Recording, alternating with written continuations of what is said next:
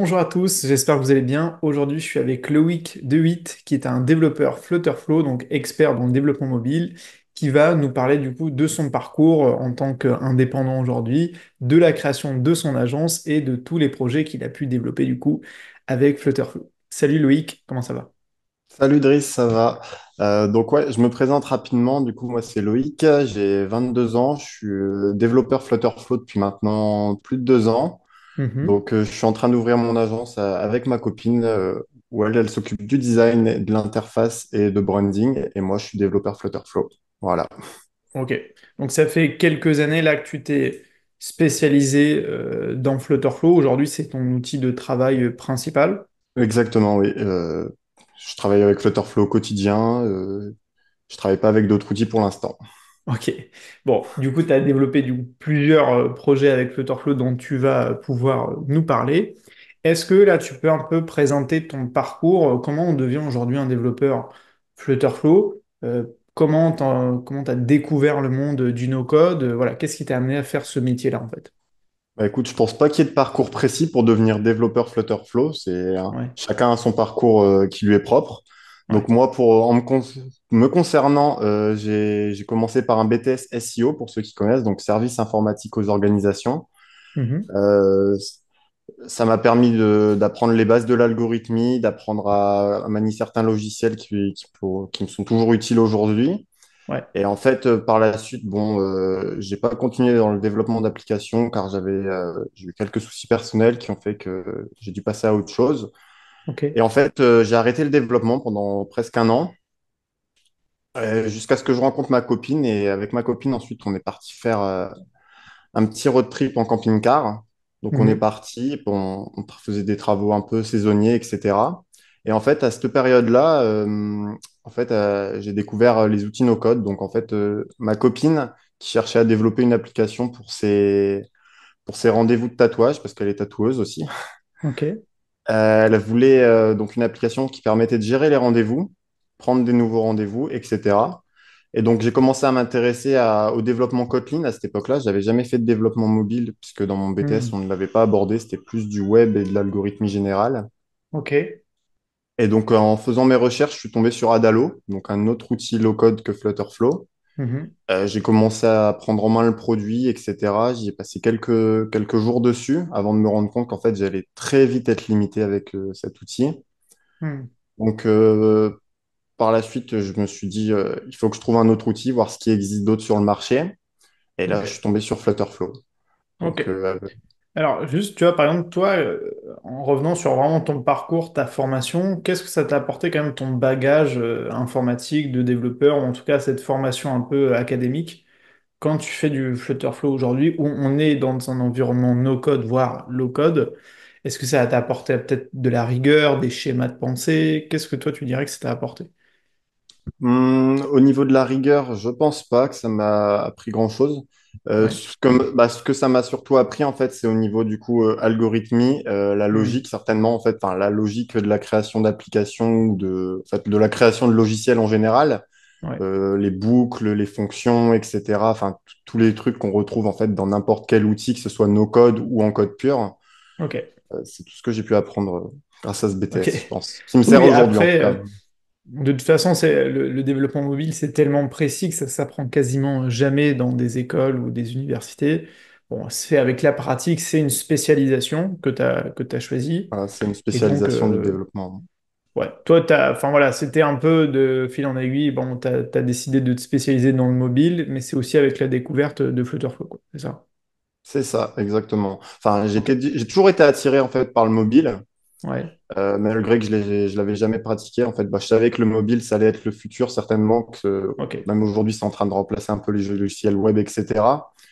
Et donc, en fait, j'ai toujours été attiré par ça. Je Mhm. cherchais précisément un outil en fait qui m'aiderait sur le développement mobile.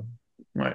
Et du coup, tu peux nous parler peut-être des différences que toi, tu as pu constater entre Adalo, par exemple, et enfin, t'en as testé d'autres encore, et Flutterflow. Pourquoi t'as choisi à la fin Flutterflow? Alors, j'en ai testé trois, surtout que je me souviens du coup. Il y a eu du coup Adalo que j'ai Ouais, parlé, et il y a eu DraftBit, je crois qu'il s'appelle. DraftBit. ok. Donc, DraftBit, en fait, c'est un équivalent de Flutterflow, mais basé sur du React.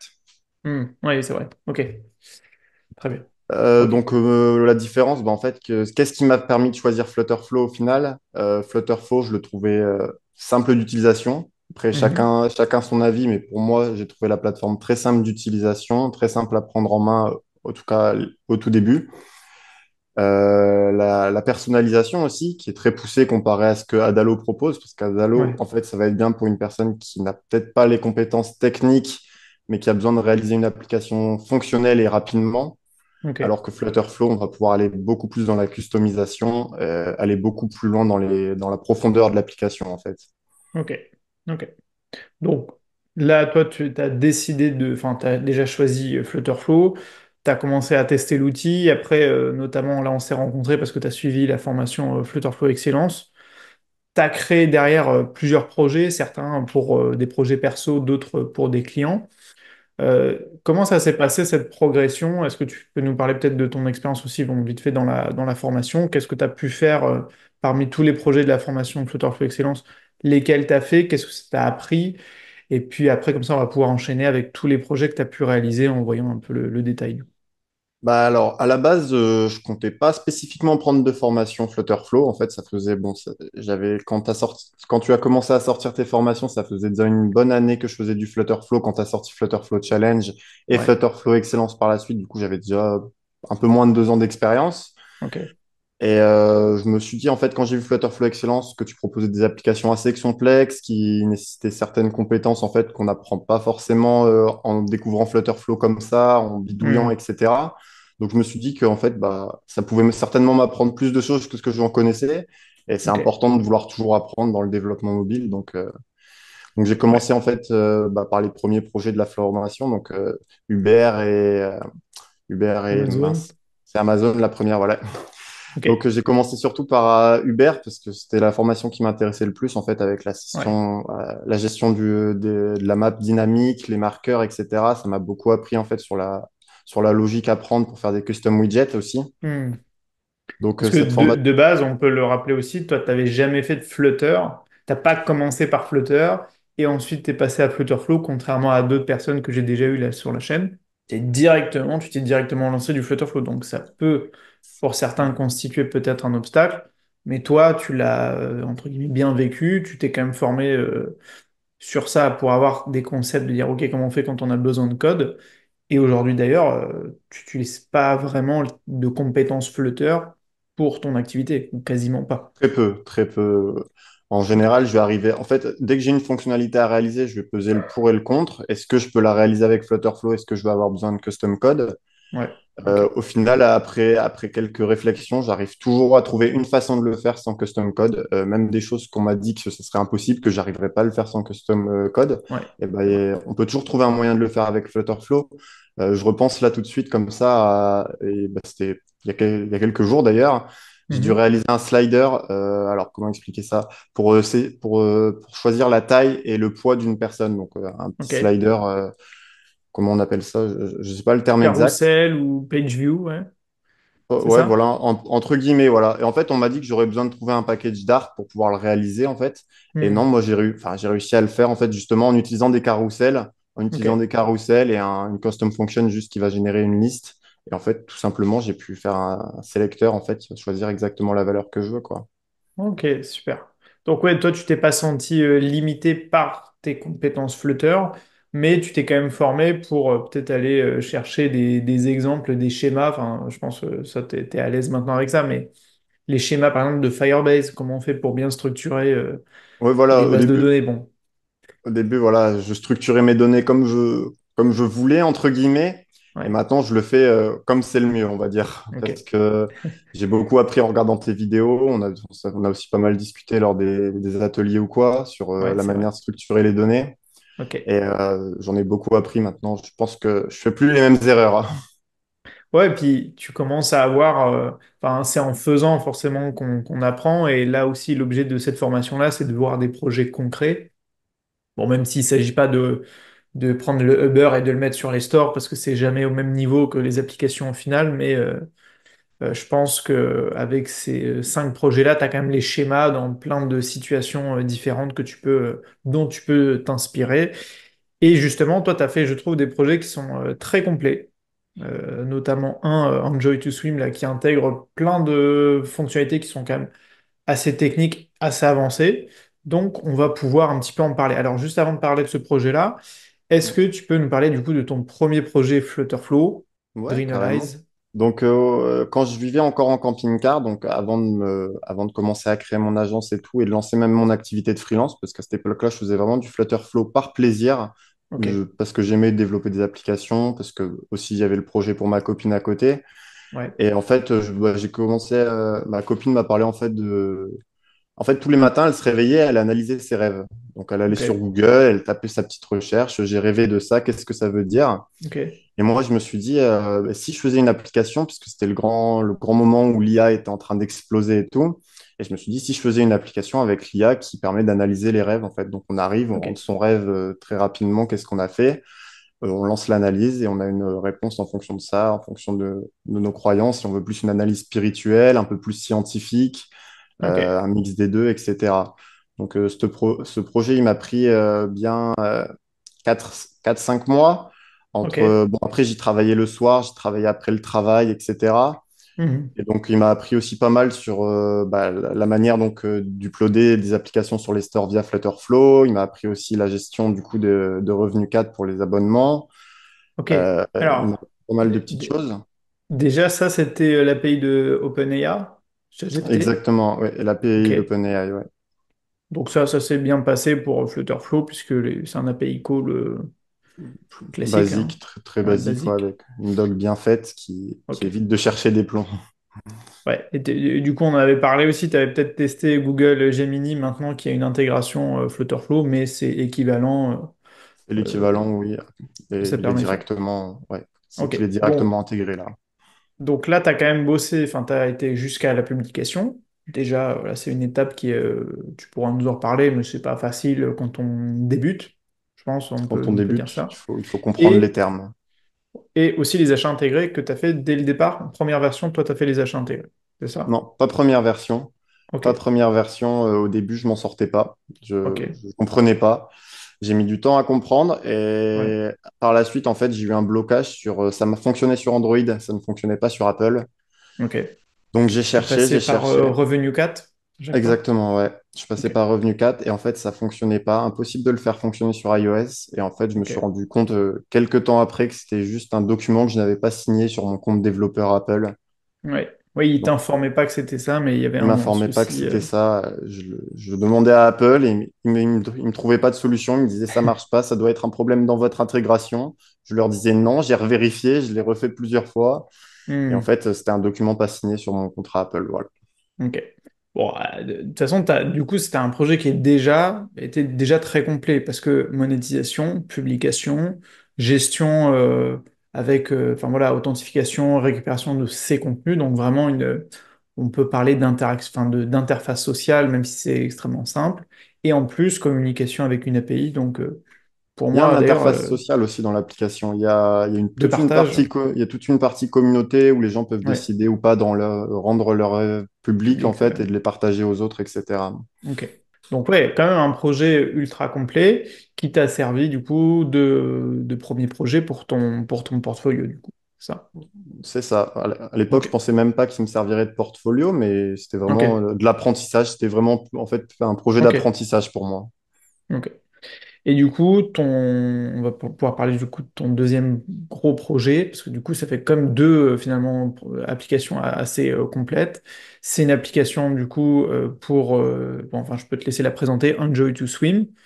Vas-y, tu peux nous en parler. Donc là, c'est qu'au moment où j'ai décidé en fait de me lancer en tant que freelance, Ouais. je me suis inscrit sur bon, les plateformes connues comme Malte.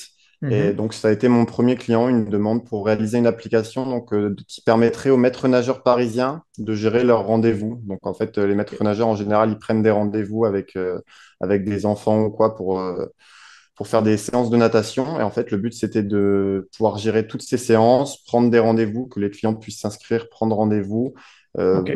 noter exactement quand est-ce que les rendez-vous sont, pouvoir annuler, discuter avec le client, voir s'il y a des annulations, des Ouais. modifications à faire, etc. Donc gestion complète d'un agenda qui du coup est interactif. Et là, le gros morceau, alors aussi fait une monétisation avec des achats intégrés. Et là aussi, pour moi, c'est un des gros morceaux de technique. Alors, tu as fait un chat, mais c'est la gestion des notifications qui sont complètement dynamiques, automatiques. Et ça, c'est un gros morceau aussi. Est-ce que tu peux nous en parler? Notamment, comment tu as fait ça avec peut-être les Cloud Functions? Exactement, ouais. Alors en fait, la difficulté, c'était de permettre en fait d'envoyer des notifications donc à chaque fois 2 heures avant un rendez-vous. Donc Mhm, imaginons qu'on est réservé dans une semaine, il faut que notre notification soit programmée pour dans 2 semaines du coup et moins deux mhm. heures. Ok, Donc alors tout ça, ça s'est fait avec des Cloud Functions, une collection qui utilise le système de données Crown en fait pour pouvoir, qui nous permet du coup de timer les notifications. ok. Et donc, en fait, avec tout ça, on lie aussi l'API de Brevo, qui est en fait alors, Pour les envoyer les mails, c'est ça? qui permet d'envoyer les mails exactement. Mhm. Et puis après, pour cibler, enfin, avec les notifications. En fait, là, tu as fait travailler plein de services entre eux, et dont l'un, c'est l'envoi de notifications push, C'est qui ça. en soi est pas forcément non plus la chose la plus simple à faire quand on veut la faire de manière dynamique, euh, spécialisée, enfin, personnalisée en fonction de l'utilisateur. Bon, voilà, on rajoute quand même un niveau de complexité qui est assez, qui commence à être assez élevé quand même. C'est ça la Et, complexité, ouais. C'est que au niveau de Flutterflow, en fait, l'intégration native, elle permet d'envoyer des notifications à un instant T et pas de voilà. pouvoir les programmer, voilà. Et à ce moment-là, on est obligé de passer par les Cloud Functions pour avoir quelque chose qui soit voilà, dynamique. Mais ouais, ouais, du coup, projet très complet. Complet parce que tu as aussi rajouté un chat qui permet effectivement d'échanger entre les coachs, les participants, etc. Donc ça, le chat, est-ce que tu l'as fait avec le système de Flutterflow ou tu as fait un système en interne? Enfin, J'ai utilisé le template de Flutterflow que j'ai ouais. modifié en fait pour qu'il soit fonctionnel dans mon cas précis. Car Quand tu dis template, c'est template schéma de données ou juste visuel? alors, je suis parti, il me semble, avec le template schéma de données plus visuel. Ok, Le problème, c'est que le template, du coup, par défaut de Flutterflow, en fait, il est fait pour des groupes de chats, pas pour un ok, chat entre deux personnes. Donc, il a dû être adapté un petit peu pour pouvoir fonctionner ok. sur une personne et une autre. L'autre difficulté qu'il y a eu dans l'application, ça a été le système, en fait, de disponibilité des maîtres nageurs.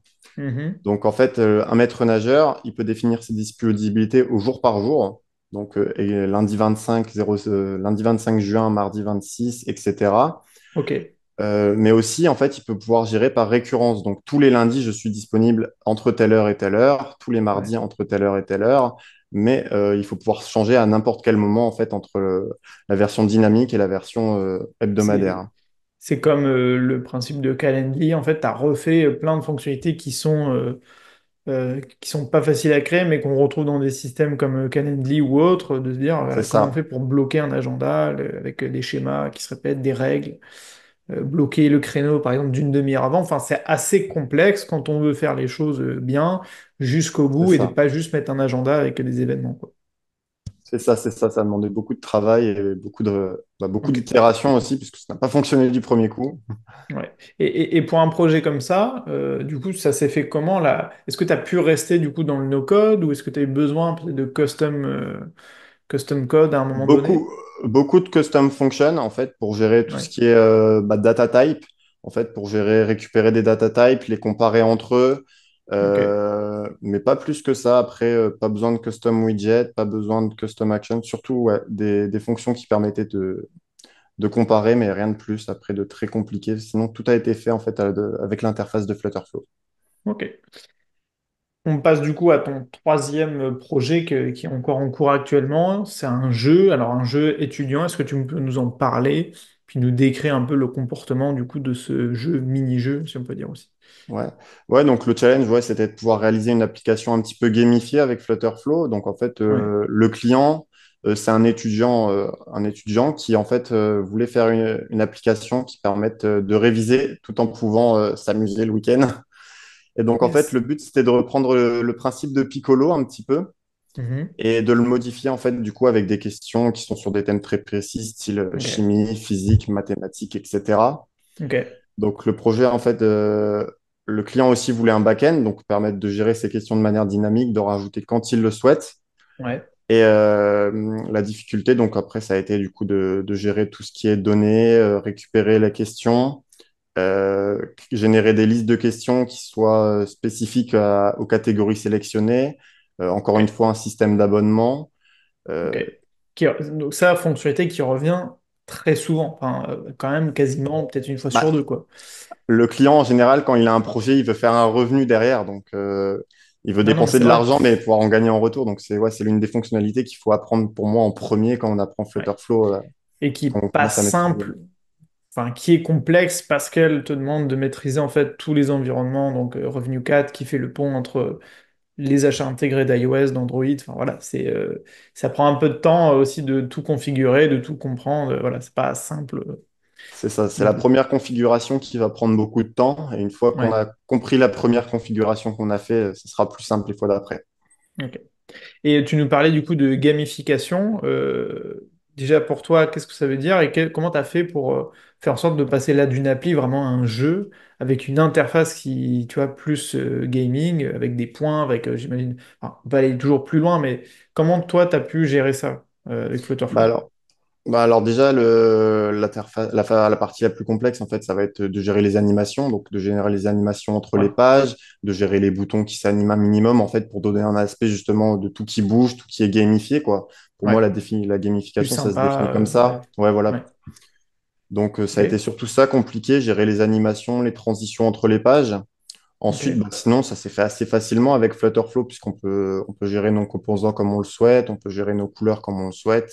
Donc, c'est ok. surtout la partie animation qui m'a pris le plus de temps, on va dire. Ouais. Et en fait, t'as pas de structure différente pour le projet en lui-même dans la structure des données. Finalement, c'est compter les points, tout ça, c'est pas différent de ce qu'on fait. Ah, voilà, il y a pas de choses spécialement différentes. En fait, ça Ok, reste de la logique comme pour une application basique, hein. ok, ok. Ok, cool. Donc, trois projets du coup complètement différents, assez complémentaires en termes de fonctionnalités que tu as pu développer. Et donc avec ça, là, tu te dis, ça y est, je peux quasiment tout gérer. Et toi, en tant que freelance, tu acceptes aujourd'hui tous les contrats. On peut te contacter pour On peut me n'importe quel contacter pour projet tout type de d'application. contrat, oui. Si vous avez de la maintenance à faire sur une application, je peux m'occuper de la maintenance, correction de bugs, création de nouvelles fonctionnalités, mais aussi je peux partir d'un projet complètement Ok, vierge.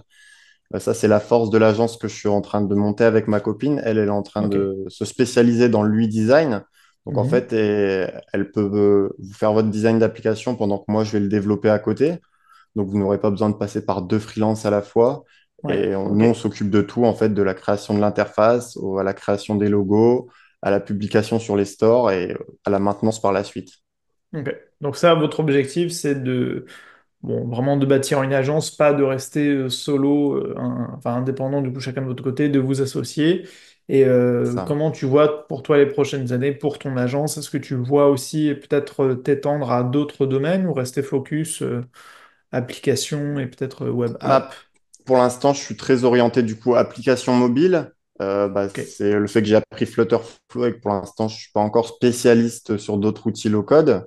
yes. Mais par la suite, en fait, le but, ça serait de me développer pour avoir un outil qui me permet de faire des applis mobiles, un outil qui me permettrait de faire des web apps, des SaaS, et un outil pour faire des sites web statiques. Ok. Et du coup, comment ça se passe au niveau de votre projet? Est-ce que le projet à la base c'était de pouvoir voyager peut-être en travaillant avec ce côté voilà vivre en camping-car et là vous en êtes où ou, c'est Bah quoi alors, votre du coup, projet quoi? où est-ce qu'on en est? C'est un peu compliqué à dire. On est toujours dans l'hésitation. À la Ouais, base, du coup, on était en camping-car, mais on a eu besoin, bon, pour se lancer, pour pouvoir se lancer correctement, en fait, on a eu besoin, du coup, de repartir en appartement pour l'instant. ouais. Et Faire donc, une en fait, pause. le but, c'est que par les suites, quand nos activités fonctionneront pleinement et qu'on n'aura plus besoin de se prendre la tête à chercher Ok. des clients, le but, ça sera de repartir vivre en camion et continuer à faire des Ok. voyages, quoi, au Et toi, maximum. justement, tu le vois quand tes clients, tu les as, mais ils sont toujours plus ou moins à distance. Toi, là, actuellement, t'es dans le sud de la France, c'est ça? C'est ça, ouais, dans le sud de la France. Et la plupart de mes clients, pour l'instant, c'est des Parisiens ou des Parisiens, mais j'ai jamais eu de clients qui sont vers chez moi et ça se passe très bien. On communique, on s'appelle assez souvent, on discute, on a Ah des ouais. groupes, on discute ensemble. Il y a pas de Et souci donc de le communication travail à sur le fait de travailler à distance, distance. le travail à distance, pour toi, ça se passe très bien. Et, enfin, ça pose pas de problème majeur fondamentalement tant que tu arrives à avoir tes clients et qui te connaissent, quoi. Voilà, le but, en fait, d'arriver tout de suite à communiquer bien avec le client, qu'il comprenne on va pas essayer de l'arnaquer, puisqu'il y a encore des personnes qui pensent que Ouais, oui, c'est en ligne, je vais peut-être me faire arnaquer par la personne si je la vois pas en ouais. direct. Donc ça, c'est tout un travail à faire de gagner la confiance du client et lui montrer qu'on est bien attentionné et que tout ce qu'on veut, c'est travailler. Ok. De toute façon, hein, comme je le dis à chaque fois, on mettra toutes tes infos sur le site de ton agence, tes profils LinkedIn et autres. Comme ça, les gens ils pourront te contacter, avoir toutes tes infos et ton portfolio aussi, ce qui est de toute façon ton meilleur CV, hein, pour tous ceux qui voudraient travailler avec toi, quoi. Du coup, dernière partie, on va parler un peu de bah, ta vision, on va rester sur le sujet du coup de Flutterflow. Comment, vu que toi, tu as décidé quand même de te spécialiser et de rester spécialisé aussi pour les prochaines années, comment tu vois l'avenir de ta vision de Flutterflow? Peut-être pour les Bah, prochaines années, les tendances. à mon avis, Flutterflow, il a un grand avenir, puisqu'on le voit déjà à la vitesse où ils sortent des nouvelles fonctionnalités, ils essayent Mhm. de tout simplifier au maximum. Ouais, Aujourd'hui, ils sont en train de se focaliser sur l'optimisation du produit, la correction de bugs, et on le voit déjà, ils recrutent des anciens de chez Google assez souvent, ils en ont ouais, recruté plusieurs récemment, donc ça se voit que le projet, il est toujours en train de grandir, de grandir. Ils recrutent tout le temps, ils sortent des nouvelles fonctionnalités. Moi, je le vois aussi au niveau de Malte, enfin, de Malte et autres, en fait, autres plateformes de freelance, ok. aujourd'hui, je reçois de plus en... À la base, je recevais des demandes de projets, en fait, sur un thème spécifique. Je souhaite construire une application. Je Mhm. suis pas technique, je connais rien, j'y connais rien. Mais Ouais, aujourd'hui, je reçois de plus en plus de demandes. J'ai commencé à créer une application sur Flutterflow, j'aimerais la continuer. Ou alors même ok. tout simplement, j'ai entendu parler de Flutterflow, je sais que cet outil est génial. Du coup, j'aimerais que mon application soit développée sur Flutterflow. Et je reçois maintenant presque tous les quelques jours des demandes sur des projets Flutterflow. Donc, on voit que la Ok. plateforme est en pleine expansion et que c'est pas prêt de s'arrêter. Ok. Et ton avis peut-être par rapport aux autres plateformes de no-code, est-ce que toi tu es ouvert à travailler demain avec d'autres outils? Bon, on parle de Bubble, il y en a d'autres, peut-être pour d'autres besoins aussi. On parlait de Webflow pour les sites vitrines, etc. C'est quoi ton avis et puis tes choix stratégiques Bah, moi, en tant que prestataire? mon avis, c'est que chaque plateforme a lieu d'être, hein. Chaque plateforme a été créée par des gens et donc elle a lieu d'être. Maintenant, moi, j'ai une petite préférence technique, en fait, c'est que je m'oriente sur des plateformes qui permettent d'exporter son code, Ouais. donc qu'on n'est pas bloqué sur la plateforme, comme par exemple peut le faire Bubble. Hmm. Bubble est génial, mais le problème, c'est si on s'engage sur Bubble, en fait, on va pas pouvoir migrer sur une autre plateforme au besoin. Hmm. Et donc ça, c'est le seul point noir que je trouve à Bubble. Et ça, c'est un choix que j'ai fait, du coup, de rester sur des plateformes qui permettent d'exporter son code. Ok. Ok. Mais après, au final, t'envisages pas du coup de changer d'outil de sitôt, quoi, finalement. Ah non, pour l'instant, en tout cas, tant que Flutterflow continue sur sa lancée, je ne te prévois pas de changer. Ok. Et par rapport, par exemple, au développement d'applications, alors on parle d'applications web, de sites web, c'est quoi ton avis sur ça? Parce qu'on peut faire du web avec Flutterflow. On s'entend que c'est pas la spécialité ou le but premier de ces outils-là. Comment toi tu te positionnes ou comment tu envisages de pouvoir créer des sites web justement? Si, ouais, si c'est dans le fait de réaliser une web apps, bon, Flutterflow, c'est capable de le faire, comme tu l'as dit, mais le problème, c'est qu'on va vite être limité par le temps de chargement, la fluidité de l'application. Donc, c'est bien pour des petits projets de web apps, mais quand on veut passer sur du plus gros projet, il va falloir passer sur une autre plateforme type, par exemple, Bubble ou WeWeb, qui est aussi française aussi et qui est super bien à utiliser. Ok. Ouais, donc t'as quand même, tu te dis des fois, bon, tu restes ouvert peut-être à d'autres outils, mais actuellement tu restes focus sur les applications mobiles. Ok. C'est ça. Petit conseil peut-être à quelqu'un qui serait peut-être pas convaincu. Bon, on en avait déjà parlé, mais voilà, tu conseillerais quoi à quelqu'un qui veut tester Flutterflow avant de s'engager et aussi avant de se former, d'investir du temps et aussi un petit peu d'argent dans l'outil parce que c'est un abonnement qui est payant. Qu'est-ce que tu conseillerais peut-être comme type de projet aussi sur lequel travailler? Bah, commencer par des projets simples. Par exemple, faire une liste de tâches, une application de liste de tâches, une to-do list. Mhm. Vous verrez très bien qu'en fait, avec Flutterflow, si bon, quand vous êtes totalement débutant, peut-être en Ouais. quelques jours maximum, vous arriverez en Ouais. fait à créer votre première application et la satisfaction en fait d'arriver à créer sa première application sur Flutterflow, ça va vous permettre en fait de dire, OK, je peux C'est vrai. apprendre ça maintenant et je peux partir sur un projet un peu plus complexe. Et en fait, Mhm. jusqu'à la suite, arriver à développer votre propre projet, votre application qui sera sortie tout droit de votre tête ou votre projet que vous avez déjà depuis un moment. Et Ouais. donc, le premier conseil, en fait, c'est de se lancer et d'apprendre et de se lancer. Ouais. Et puis c'est un outil qui est, il y a quand même un côté créatif qui est, comme tu disais, hyper satisfaisant parce que c'est très visuel à l'instant où tu as des templates, tu peux changer facilement le thème couleur et on en avait parlé. Pour des designers comme ta copine qui a ces compétences de design là, c'est presque tentant de dire mais j'ai pas besoin d'utiliser du Figma ou un logiciel de design, j'ai envie directement de pouvoir le faire ou de savoir le faire avec Flutterflow. Ça, tu peux Oui, nous en parler?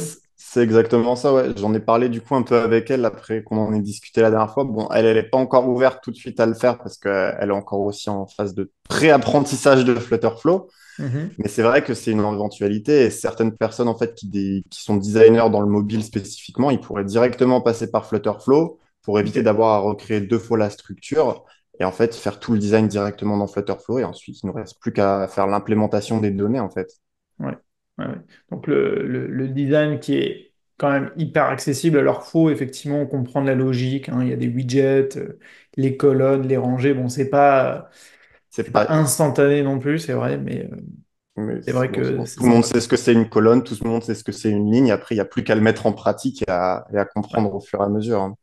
Ouais, ouais. Et est-ce que toi tu te sers peut-être des templates ou comment ça se passe au niveau de ton process de Euh, développement? alors, je me sers de template, mais quand c'est à but de test. En fait, quand je Ouais. veux tester une fonctionnalité, je vais faire des templates. Sinon, quand c'est un projet client, en général, je pars toujours d'une page blanche, soit parce Mhm. que j'ai un design à reproduire spécifique, soit si j'ai pas forcément de design à reproduire, je préfère quand même partir d'une page blanche et de créer mon propre design.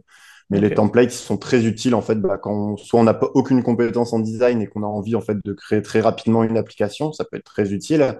Ou alors, moi, comme j'ai dit, je m'en sers en fait. Si demain Flutterflow sort une nouvelle fonctionnalité et que j'ai besoin de la tester très rapidement, bah, en trois clics, je Mhm. crée un projet, je prends un template et je teste cette nouvelle fonctionnalité.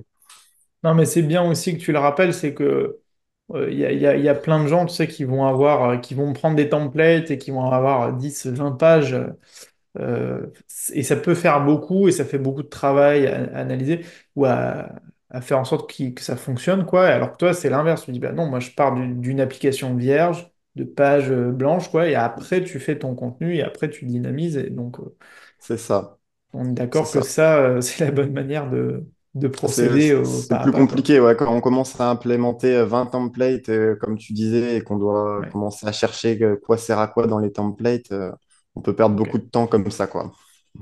Yes. Donc, toi, là, actuellement, tu es full spécialisé sur Flutterflow. Donc, toutes les personnes qui ont un projet d'application qui souhaitent déléguer ou être accompagnées aussi par quelqu'un pour peut-être qu'on leur développe une fonctionnalité précise, elles peuvent te contacter. On met évidemment toutes les infos sur ton profil, sur ton agence, hein, parce qu'on rappelle que tu as quand même créé du coup une agence où vous êtes deux actuellement avec compétences de développement et de design spécialisé tout ça et spécialisé autour de la création d'applications mobiles. Est-ce que tu as un petit message peut-être pour ceux qui souhaiteraient se lancer aussi en freelance, puisque là, tu as quand même bien lancé ta carrière de développeur Flutterflow surtout. Qu'est-ce que tu conseillerais à quelqu'un qui veut faire la même chose que toi? Pour se lancer en tant que freelance, de toute façon, il n'y a pas d'autre solution, c'est se lancer. Commencez par créer votre profil sur le maximum de plateformes de freelance, donc que ce soit Malte, coder.com, il y a quoi aussi? Il y a WeWork, il y en a pas mal. Donc, vous inscrire sur un maximum de plateformes, optimiser votre profil, c'est le plus important aussi, je pense, Mhm. quand vous commencez, parce que le SEO sur Malte, c'est très important et c'est ce qui va vous permettre de remonter dans les résultats, même si vous n'avez pas encore d'avis ou de recommandations en fait, sur les plateformes, comme propose Malte. Donc, ouais, lancez-vous, Et inscrivez-vous, faites vos démarches et foncez. ton site web, tu l'as créé il n'y a pas si longtemps que ça, et avant, tu étais exclusivement sur les sites des plateformes, et ça a fonctionné. Enfin, je veux dire, ça t'a permis de te lancer. d'avoir tes C'est premiers matchs, tes premiers clients. Donc, c'est ça, j'ai eu mes premiers clients et comme je le dis, en fait, Flutterflow est encore en train d'exploser. De plus en plus ok. de monde font des recherches. Donc, s'il y a un moment pour se lancer, c'est en ce moment. C'est le bon moment. C'est le bon Et, moment avant que le marché devienne saturé, comme ça peut être le cas dans d'autres domaines. et le fait que tu te sois spécialisé, ça a joué un rôle, tu penses, d'être référencé comme expert, comme spécialiste de l'outil?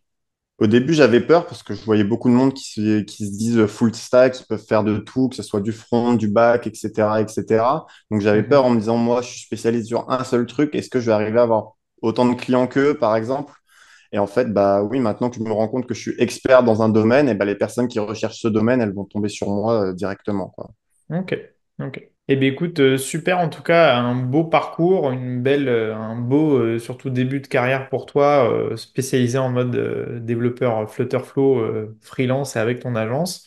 C'est super aussi d'avoir des projets, enfin de pouvoir voir tous les projets que tu as pu développer parce que comme l'outil est relativement récent, on n'a pas énormément d'exemples d'applications Flutterflow qu'on peut montrer aux gens en disant, bah voilà, concrètement, Flutterflow, c'est ça comme application. Toi, tu vois pas de limite particulière à l'outil aujourd'hui pour le développement mobile, hein. Je pense que avec les projets que Non, tu as réalisés, voilà, non, je vois plus pour aucune moi, limite. Même si quand je vais entendre parler de la fonctionnalité, je vais pouvoir me dire, OK, comment je vais faire ça? Est-ce que c'est possible? Au final, il y aura toujours une solution. ok. Non, mais c'est cool. Et puis pour moi, tu es vraiment le développeur Flutterflow typique. C'est-à-dire que là, tu viens pas du monde du développement Flutter de base. Tu as commencé directement avec le no-code, avec Flutterflow. Et bah, tu es la preuve que du coup, c'est possible et qu'on peut vraiment avoir une activité en rapport avec Flutterflow et en vivre et travailler à plein temps sur du Flutterflow. Donc, ça montre quand même le niveau de maturité de l'outil et de la confiance aussi du grand public. Dans le fait de s'engager, tu sais, dans des outils comme ça en disant, bah voilà, on va faire notre application, ça va être hébergé enfin, avec Flutterflow et Firebase, donc c'est quand même important. C'est ça. Est-ce que tu as un dernier petit conseil pour la communauté ou un petit message à passer si tu souhaites voilà, parler de Flutterflow ou de ton activité? Bah, comme je l'ai dit plusieurs fois là, lancez-vous sur Flutterflow et apprenez. Et n'arrêtez jamais Ok. d'apprendre. Je sais plus qui Et puis c'est toi, qui dit c'est ça, mais ouais, et puis toi, c'est un peu ce que t'apprécies. Enfin, je veux dire, ce côté créatif, c'est quelque chose, comme tu disais, au début, tu le faisais vraiment par plaisir, sans penser derrière à en faire un choix professionnel. c'est ça. J'adore vraiment en fait. C'est bizarre hein, des fois de dire ça comme ça, mais j'adore me Ouais, casser la tête sur des trucs qui sont compliqués à faire, hein. ouais. Ouais, il y a ce côté challenge à chaque fois, C'est ça, c'est tu du montes. challenge. À chaque fois, on crée des choses de plus en plus complexes Ok, et c'est cool. satisfaisant de voir en fait tout ce qu'on est capable de produire par soi-même. Ouais, c'est vrai. C'est un travail qui, du coup, là, le fait que tu contrôles de A à Z tout le processus, du développement pur, parfois des choses très techniques, mais ce côté visuel, création, design, ça fait que c'est quand même effectivement assez satisfaisant de dire, ah, là, c'est moi qui l'ai fait. Une fois que c'est publié, que c'est sur les stores, C'est c'est ça, gratifiant, quoi. c'est ça. Ok. Eh bien, écoute, merci en tout cas, Loïc, pour ton temps, pour ton partage. Tu es aussi très actif, hein, je répète, sur le groupe, le forum Discord, qui est associé du coup aux formations. Et donc, on peut te retrouver sur Discord si on souhaite échanger ou si on souhaite te contacter aussi. Ils te Exactement. Si vous avez retrouveront. besoin d'aide sur un projet, n'hésitez pas à me contacter. Je me ferai un plaisir de vous répondre. Et merci Ouais, à puis toi, Chris, de m'avoir accueilli. bah écoute, avec plaisir, mais du coup, si même les gens sont intéressés pour te contacter, même par message privé, ils peuvent passer par le Discord pour directement rentrer en contact du coup avec toi. C- Exactement. C'est bon pour toi du coup? C'est bon, tout est bon. Bon, bah super. Eh bien, écoute, merci d'être venu, en tout cas d'avoir partagé tous ces projets, toute ton expérience avec moi et avec toute la communauté. On retrouve du coup toutes tes infos sur l'article et sur mon site web, ton site web, tes infos, ton LinkedIn, etc. Merci encore et puis à très vite sur la chaîne YouTube et sur le blog et surtout, n'oubliez pas de rêver très grand. Allez, salut!